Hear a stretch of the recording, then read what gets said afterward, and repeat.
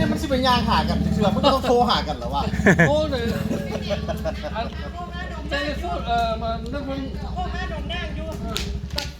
มื้อดีลงเขาบ้าง สบายดีเด้อ สบายดี FC ไอโจ้เนาะ FC คนบ้านนอกเนาะ ขอเบอร์โทรศัพท์ก็หาลูกเจ้าลืมไม่ลดตลาดเต้าอยู่เลยคนเบื่อจากมือ2 มือละอันนี้การสวัสดีไอ้จันมาจากฝรั่ง โอ้สบายดีสบายดีสบายดีสบายดีสบายดีสบายดีแล้วพวกแรกจะไปลงมาถือว่านี่ผมบอกคำกับอันนั้น โอ้มาแล้ว ลงมาแล้วหมดเนี่ย เจ้าไอ้ตุ้ยยก เจ้า บ้า ใจ น ตุ้ย มาแล้วโรงพยาบาล ไปเจอเพิ่นอยู่ไส เจ้าโรงพยาบาลได้สลาด มันได้เบอร์กันจะบอกหรือว่ายางไปซุนกัน ยาไป ยัง ส่ง ส้ม กัน สันตัวเปิดปิ้งด้วย ไม่จบ โทรศัพท์มันมีอยู่อ่ะไปซื้ออยู่ มียังรอให้น้องนางอยู่2-3 มื้อเลย โอ้ บ่เป็นยังดอกเขาว่าเขาจะเจออันไอ้โจ้เขามาให้ดักก็ได้ว่าซั่นใจดี หนุ่มฟรีเป็นยางซอกกันอยู่ ของนั่งไป เซิร์นเลยเป็นยางซอกกันอยู่ประตูไซบ่ได้ไหนฝ่ายพ่อหั่นน่ะกับเมียเพิ่นขายนั่นอยู่ ให้ไอ้รักใจดีกับอันไอ้โจ้เอิ้นโด อยู่เฮาต้องได้เอาเบอร์กันนี่ เจ้าวางทุกมื้อติ ทุกมื้อว่างบัดบัดจะมึงดวงหอด เจ้าเอาเบอร์กันแม่โทรหากันจะเป็นยางซอกอยู่ประตูไซบ่ได้ไหน บ่ยางสองแล้วมันผิดนัดกันมาดิโลดคือโทรหาน้องนางอยู่เด้ผมโทรสมือได้บอกบ่ โอ้น้องนางว่ะ ติดต่ออยู่เด้อฮู้ว่ามื้อ ยิกตาสิ มื้อนั้นก็ไปเห็นเพิ่นย่างอยู่ตลาดเช้า สิไปโรงพยาบาลสิไปโรงพยาบาลไปเจอเจ้าราคาหมูซื้อโทรศัพท์ โอ้ บ่ ดีใจหลายดีใจหลาย ก็เห็นอยู่ใน YouTube ป่ะนะอันเพิ่นเชิญมากินข้าวกันเด้อมันผิดอันเขาเป็น FC อันนี้ มึงลงมาแต่นั้นกลับละ เป็น FC เพิ่นโอ้ติด อ่ะ ตาม แล้วว่าตอนมันก็คือมึงบอกว่ามีแขกมาหา บ่เห็นสิ่งโทรศัพท์กันไปเจอตลาดเสามื้อนั้นไอ้โจ้ FC ไอโจ้มีหลาย แล้วอเมริกาบอก เจ้าได้ไอ้ตุ้ยกำลังมานี่ไอ้ตุ้ยไอ้ใส่ยันออกมาซุ่ม ก็เจอไอ้ตุ้ยจะนอนดีว่าทำไม แม่นแล้ว จะนอนดี จูเจ้าโบฟ้าไปใส่ตี บ่แล้ว โอ้ ขึ้นรวม บ่สอบมาหาดอกมาหาไอ้รักใจดี กาแฟได้เพราะว่าธรรมดาข่อยก็บ่ได้มานี่ได้มื้อ โอ้เนาะยังว่าเขาจะเจอคนบันดอกขนาดไปว่ามาหาไอ้รักอยู่ ต้อง ติดต่อ มา ติดต่อให้FC ได้ อันนี้ก็ FC เพิ่นบักเพิ่นขนาดได้ FC อยู่ฝรั่งเพิ่นหลาย แม่นวะ เพิ่นลงคลิป บ่ ลงคลิปดี โอ้ย FC เราอยู่อเมริกากันหลายอันนี้ ไอ้รักเห็นใน YouTube เพิ่นลงเด้บักใจเรา หัวน้ำเบิร์นอารมณ์ดีเขาเบิ่งหัวอารมณ์ดีเห็นเจ้า อารมณ์ดีมาข้าวให้เพิ่นกินมึงรู้อารมณ์ดี เห็นเจ้ากับเรากับคนบันดอกกับนั่นหน่อยพี่กินพิซซ่า แล้วไป โอ้ยาเด้ มึงตามมา ขอบใจกินบ่ไหนบ่าวกินมาได้กินมาจังกินได้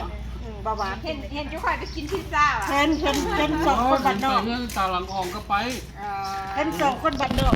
เห็นคนเจ้าเห็นเบิดไม่บ้านเห็นเบิด อันนี้มาแต่ฝรั่งเศสเนาะซื้อหยังเกาะเจ้า เมื่อได้คนบันดอกบ่ลงคลิป ซื้อหยังเกาะ โอ้ยนางตาเบิ่งนะคือบ่ จันอันนี้เมียเนาะ ท้อง มักหลายมักหลาย ท้องโอ้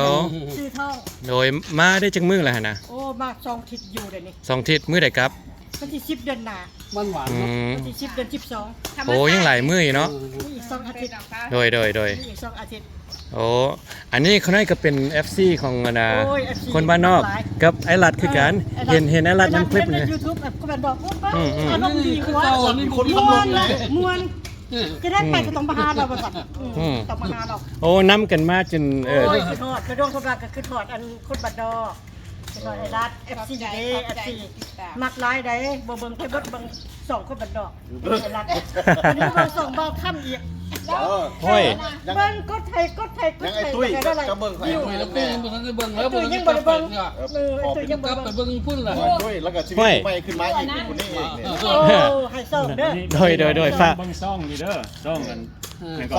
ดาว ดาวละคร ดาวละคร โดย ดาวละคร มาจากไหนแบบนี้ มาแต่อเมริการัฐมินนิโซตา โอ้ โดย จะส่งให้เด้อเมื่อเฮาสิตีเบิ่ง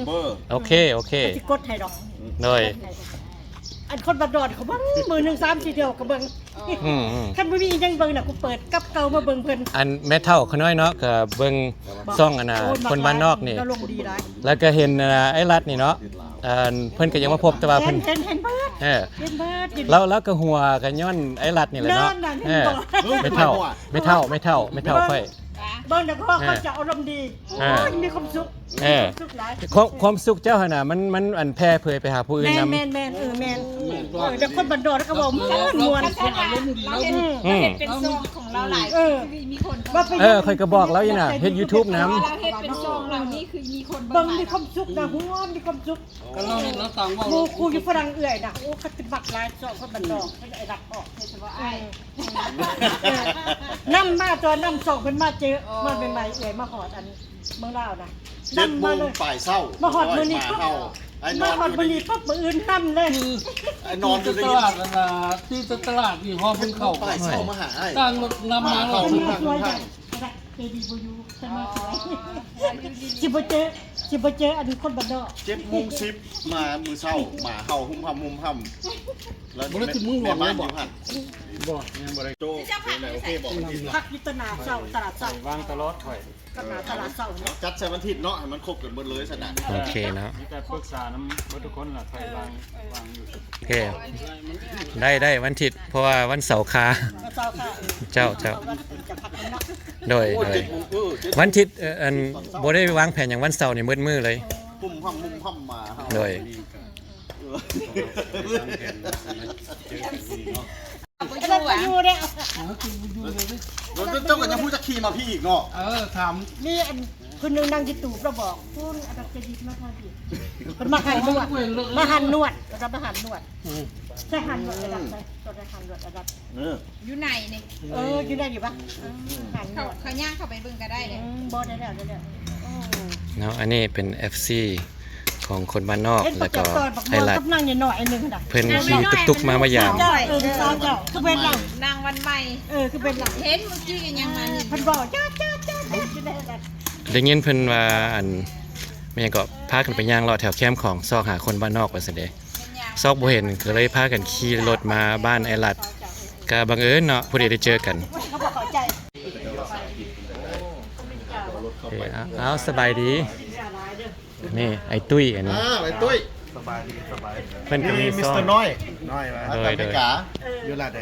รัฐมินนิโซตา โอ้มินนิโซตาบ้านสหายอยู่ โอ้ได้ยินว่ามาอันไอ้ตุ้ยมาแต่ละอันฮาวายบ่ แม่นแล้วไม่มาจะทำ โดยกระเบิ้งนำเด้เพราะว่าแม่เท่ากับอันค่อยกระเบิ้งอยู่อันหักเบิ้งขั้นตอนเนาะแม่เท่าแล้วเบิ้งแล้วฮู้เบิดผู้ใดเนี่ยนะ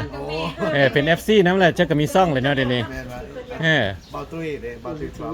แม่นค่อยก็กดติดตามนำอีเด้ เอ้าเป็น FC บ่ฮอด แบบนี้ ฮอดฮอดพันแล้วบ่ ยังอีก2คนวะ บ่ โอ้โหเดี๋ยวนี้โมเป็นฮอดแล้วบ่ ฮอดแล้วบ่ กดเข้าแล้วมันบ่เข้านะ บ่สิกวดให้เด้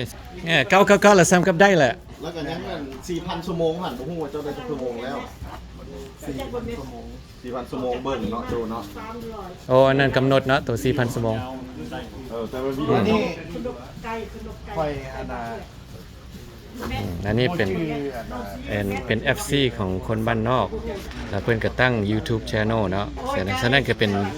ยูทูบเบอร์คือกัน เพื่อนมาอยู่ลาวมาซื้อบ้านอยู่ลาว ไปบ่ได้ สัมภาษณ์เรื่องไปลงพระบางวะทางไปลงพระบางวะเนี่ยนะ สวัสดีครับลง ไป มา บอกว่า เออ ไปตั้งไปประจนภัย ไป ซื่ ติ อ ดอยู่หู ๆ เจ้าเรา เขาอยากทดสอบของซื่อๆว่ามันเป็นจังไดเห็นแต่เขาเจ้าลงเฟซลงไลน์แล้วออกมาน่ะว่าผู้เข้ารัก เลย สุดมึงว่ามันดีมันให้แล้วไหนกับแม่นก็กินเขาก็ได้เตรียมเอาหุงอาหารไปเบิดเราเหลืออยู่ในคนรถหันกับไปกันว่าหาชีวิตนั่นแหละก็เลยไปสตั๊กอยู่คู่เขารักหันทางนี้ก็จะไปยังมา ๆ ทำแล้วมันเมียแล้วใครก็จะไปแล้วหัวรถไปจู้กันไปบ่ได้ อ๋อ วันนี้มันสิมีตลอดสัก2 ล้อนะรถจีบยาวๆ เห็นอยู่น้ำคลิปมันนะ มันยากนะมันแหละคนนี้ก็อยากลงคนนี้ก็อยากขึ้นวันนี้แต่ใครได้แต่พวกรถน้อยเขาให้ปัดให้การเอาเข้าไปกวนคันบุษันแล้ว ส่วนหลายมีแต่รถแก้เครื่องรถล้อรถ12ล้อ อืม ตอนแรกหันมันฝนบนโต๊ะวันนี้เขาไปนอนวังเวียงปุ๊บ ทางขาดจ้ะวะ อืม ไปนอนวังเวียงแล้วพอดีฝนตกกลางคืนแบบนี้นะ อืม โอ้มัน มีบ่อนั่นโอ้มัน เดือนแรกบ่ถามพร้อมเจ้าถิ่นเดือนหน้านี่จะข่อยกับไอ้โจ้สิเมื่อได้เจ้าเนาะเดือนหน้านี่ข่อย ไป กับ กั ไอ้ น โจ้ ม่วนอยู่ดอกม่วนอยู่ดอก อันไปรถติดยันโดนไปไหนนะ เกือบ3ชั่วโมง โอ้ เกือบ3ชั่วโมง โอ้โจไปโจชิ จอดตรงไหนก็เป็นไข่ปอกแต่เลย ฉันโอเคอยู่เนาะมีแนวแก้ เขาก็มีคูลเลอร์นะครับไปแต่ไม่กาเนี่ย โดย แต่เฟียรับอยู่หันเป็นยังไงเขาต้องเข้านมเข้าที่เป็นเข้านมเข้าเนียง อืม เขาว่ามันสิไปเอาก็เป็นยังไงเป็นว่าเขามีเข้าถิ่นสนะ โดย ไปเด็กข้าเจ้าเที่ยวแยกทางให้เขาไปซอยไปทอดต้นกระ8 โมงป่า อืมสุคนกับสุริกเอากันอยู่เนาะ แม่นะแม่ เออ มอนอยู่ไหนร้องเลยแม่บัตรขากลับขึ้นมาลองดีขาแห้งเดี๋ยวนี้รถติดเลยบัตรเนี่ย กับอีกคำหนึ่งมันเบิ่งก่อน ฉันไปติดแต่ตอนบางทีตอนไปซื้อๆเนาะ ถ้าว่าเราเบิ่ง เพ ก่อน ราะว่ามันเป็นขี้ตกมันค้างหมื่นเลย อืม ซิดอยู่ มันหมื่นใครได้ก็รถเขามันฟูลวิว รถน้อยไปบ่ได้เนาะ นะรถเก่งก็เห็นลงมาบ่เห็นขึ้น อืม แต่ลงมามันไปได้สบาย คิดว่าขั้นรถเก่งไปเนี่ยขั้นบุขี่ตมมันยังไปได้อยู่มั้ยบ่ มัน40,000นะแต่ว่าได้ก็ยากแต่ว่ามันต้องมีอุปสรรคแต่ต้องมีรถสวย อืม ว่าแม่นแต่ว่า เดี๋ยวก่อนก็โทรหา มัน นะ เป็นฟันเวียวเนาะ แม่น เนาะ เจ้าอยู่ไสอยู่รว มันจะดีกันทั้งหลัง โอ้แม่เอาเมือง เอาบ่ใส่เครื่องกันนะทั้งหลัง ไอ้ นะ โจ้ว่าเรา แต่ว่านั่งไปเสื้อมันขึ้นไปได้ง่ายที่ตรงมันไปได้ดีอยู่พวกเวียวเนี่ย เฮ้ยค่อยก็คิดอยู่อะนะมีมื้อใดมื้อหนึงมาลาวเองนะอยากประสบการณ์นั้น มา ก็เพื่อประสบการณ์อะไรเนาะก็ฮู้ว่ามันยากนะ ไปประสบการณ์อยากรู้ประสบการณ์นี่แหละ โอ้ยเสียทีมาบ่ทันบ่ซั่นว่าโอ้ยรถเต็มคือเก่าเนาะว่าสิห้อยคนไปนำนั่นน่ะ มันก็คันจีบกันหน่อยนึงก็สิได้อยู่ อืม คันสิเว้า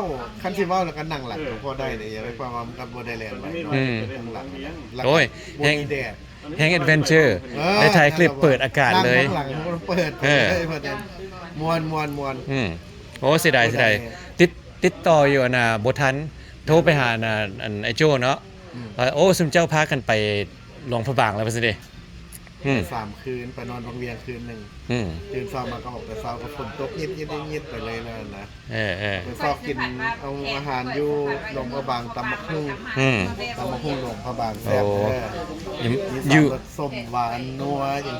โดย มันคือตำบักหุ่งเลี้ยงจัดได้แหละตอนไปตีบักยาวๆเลยแหละ อืม ป่านเส้นมีบักใหญ่ๆยาวๆเลย อยู่โดนปานใดแล้วไปจักคน ไปน้ำกัน5 คน 5คนเนาะ ไปน้ำกัน5 คนไปนอน3 คืนแล้วเขากันยัง4ขึ้นเสียงดีมาก อืม โอ้ยวัง เราไปเนี่ยเราไปจมไพเนี่ยแหละแอดเวนเจอร์ แมนเพื่อแอดเวนเจอร์เนาะคันเป็นที่ฝุ่นหลายมันก็ให้มวนที่ตมแน่แล้วไม่ค่อยมวนแต่ว่าเขาไปจะร้องด้วยว่ามีรถใหม่มามันฟูเบียหนึ่งสีใส่ได้ แต่สิมีฝีมือบ่เนาะ โอ้ยจะเบิ่งเดือน โดย เดือนไปฮอดกัน โอเค อันนี้เนาะอันน่ะมันก็แชนอลหยังก็ จับไปต้น บาวตุ้ยพาเที่ยว พาตุ้ยพาเที่ยวเนาะภาษาลาวภาษาอังกฤษนะครับบาวตุ้ยทราเวล มาตุ้ยทราเวลเนาะตามนัดคิดว่าสิได้เจอกันอีกเนาะวันอาทิตย์นี่เนาะ มาเลยเอาสิมีแผนการจังไหนเลยเจ้าภาพยังบ่ได้ ยังบ่ได้ เว้าหยังเลยคิดว่าสิมาซุ่มแซวอยู่ไหนได้ยินเพิ่นว่าหั่นน่ะ โอ้เพิ่นกันรัดเพิ่นกาเพราะว่าให้คือกันแต่ออกมาเด้อจะมี FC มาเล่นน้ำมาสั่นกันว่าสิ นี่แหละยืนอยู่นี่แหละสัมภาษณ์อยู่นี่แหละ ดีเลยเด้อยู่รัฐมินนิโซตาเนาะ แมน ยินดีที่รู้จักยินดีที่รู้จักครับ เจ้า เที่ยวไปเที่ยวมาแหละบ้านเฮามวนหลายเด้อบ้านเรา โดยโอเคขอบใจเด้อให้ข้อมูล น้ำกินข้าวแซ่บกับซุ้ม นอกจากขอปิดคลิปตัวนี้แล้วขอให้เจอกันในคลิปหน้าเด้อโอเค เดี๋ยวห่างกันกันแม่ เอกซีมาพี่เลยเด้ แม่ละหวะเอาจัง มาพี่